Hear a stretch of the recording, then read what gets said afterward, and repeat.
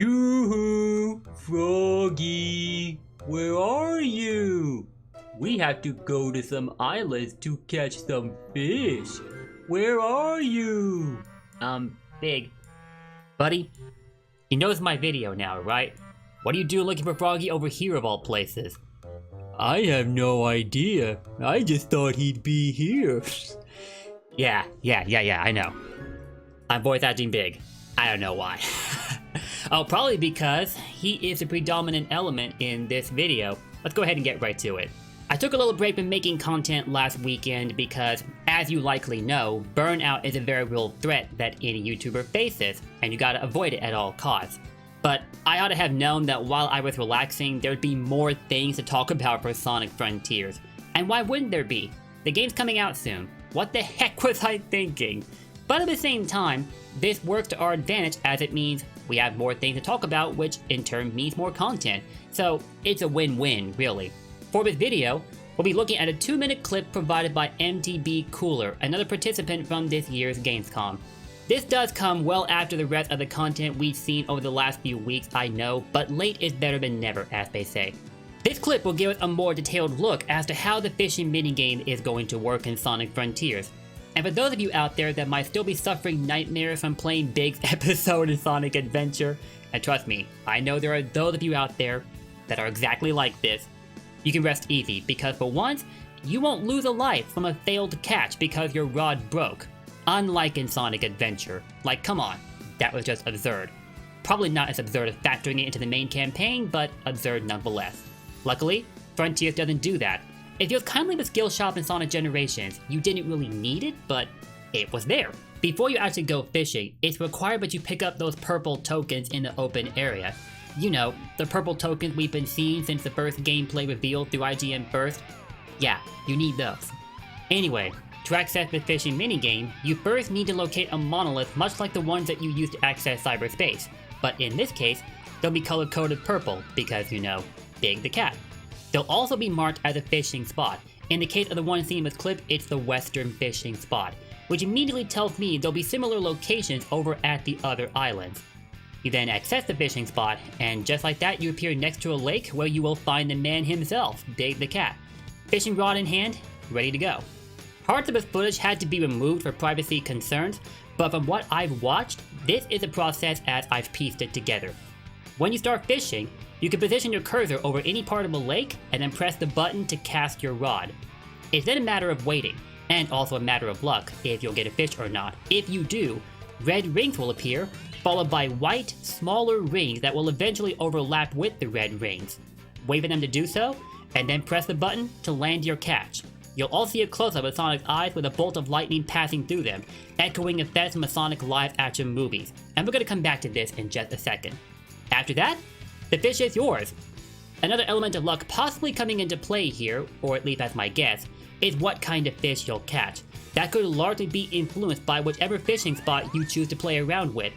As like I said earlier, this is a western fishing spot, and I'm pretty sure there'll be more like this at other islands, because it would be awfully tedious if they just left one fishing spot for one island, meaning you had to backtrack every time you want to take a little break from the main campaign. Honestly, I really like how they went about constructing this minigame.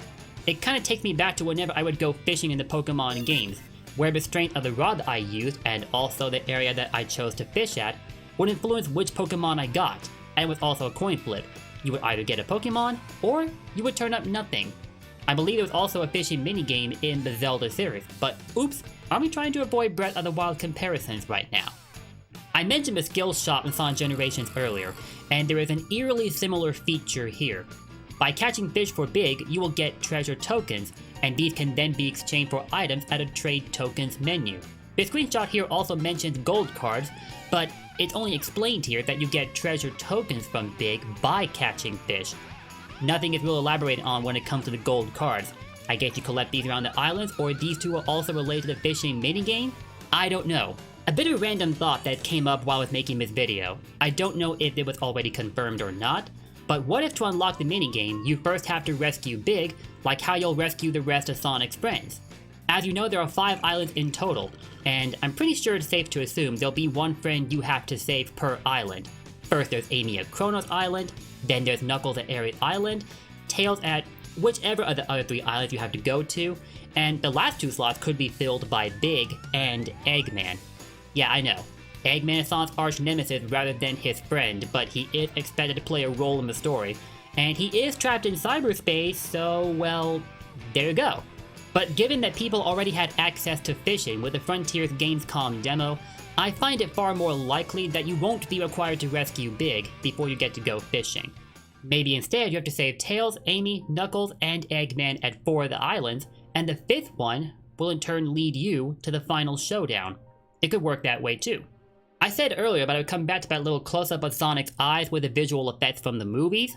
By the way, I think it is beyond cool. And so here we are. When people saw this footage, they immediately concluded that you would only see that mini cutscene whenever you go fishing. But nah, I don't think so. If I recall correctly, somebody else who went to Gamescom, I think it was Rookie185, happened to confirm that when you max out your ring counter at 400 rings, you see that same close-up, and then Sonic obtains his aura like what is seen in the movies. It in turn increases his abilities. For example, it makes him go faster. So nah, I don't think it's exclusively for the fishing minigame. If anything, such a cool element would be wasted if it was only for fishing. Not to say anything bad about the fishing minigame though. I happen to like how it looks, just for the record. But yeah, you get my point. Still, it is nice to get a little demonstration of how the fishing will work in Sonic Frontiers, as before, all we had were screenshots of Sonic and Big standing near a lake, but not any footage, at least not until yesterday. Or maybe a clip of it did get posted somewhere and I simply missed it.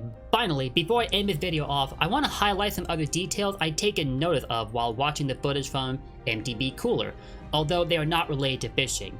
First of all, I saw that when Sonic entered battle with a tower mini-boss, at least what I assume is a mini-boss from the close-up, I figure it works similarly, he has the option to run away from the battle without finishing it.